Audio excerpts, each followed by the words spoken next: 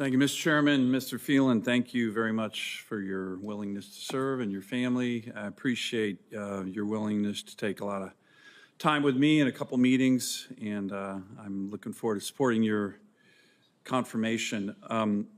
This chart here depicts, I think, the biggest challenge going to be facing you as Secretary of the Navy. I think it's the biggest challenge facing our military.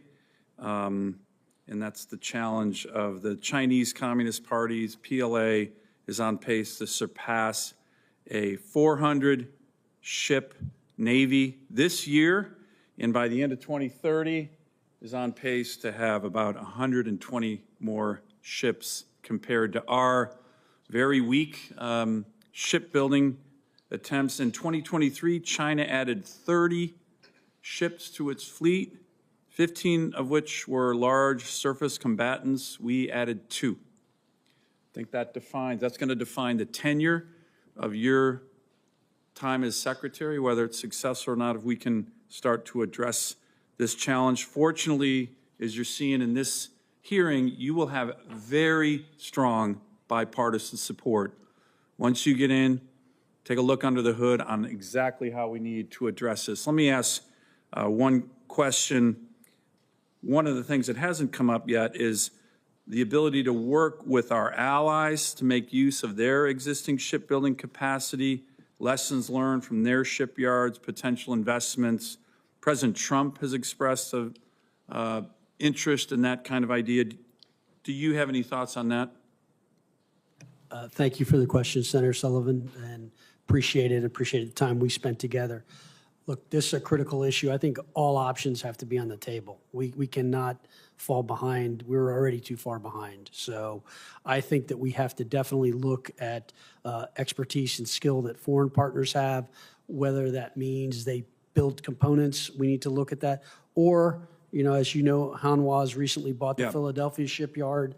So they're going to look at enhancing that and making that better. So bringing their capital and skill sets here, I think will be important. I think this is very, very critical thing you've pointed out. Let me ask just real quick. There's a lot of focus on different surface and submarine warships, all the different platforms. Can you commit to me, and you and I have talked about this, to keep an eye on the amphib fleet?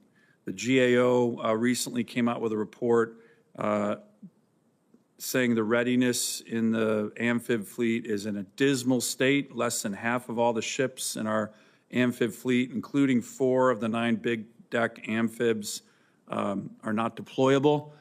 Can you work with me and this committee on that very important issue? As you know, we got in the law a couple of years ago an amendment of mine saying a minimum of 31 amphibs, 10 big deck amphibs. The last Secretary of the Navy literally ignored that. I'd like to get your commitment to work with me so the Marine Corps can have 3 MU ARGs to deploy around the world, which is a huge force capability for the United States. Thank you, Senator. I know this question and issue is very important to you. I'm glad you raised it. Yes, I will look into this and work with you on this. And I know this committee's passed it and it's a law, and we need to try to meet that. Thank you. Let me, the ranking member mentioned Marine Corps force design. That's an innovative approach the Marines have taken. I think some of us believe that there's been too much combat capability cut out of the Marine Corps. Can you work with me in this committee on making sure that we have a proper balance on innovation with regard to the Marine Corps, but not getting rid of so much amphib and Marine Corps combat capability? And also, the Marines had previously looked at a UDP program. They have one in Norway for cold weather training. They looked at that in Alaska. Can you work with me on doing that as well in terms of the overall focus on Marine Corps force design? Yes, Senator, I look forward to working with you on that. Finally, I won't disappoint my colleagues here on the committee. Can I get that next slide?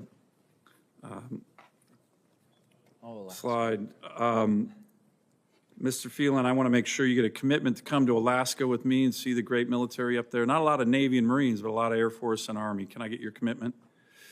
Yes, I look forward to it, Senator. So right now, Alaska's on the front lines of great power competition. This is a slide I've been showing. The Russians, the Chinese are doing bear bomber runs, naval joint task forces, strategic bomber task forces in our ADIS, in our EEZ. I mean, we're getting this. We had 2 Russian bear bomber runs just 2 weeks ago in 48 hours.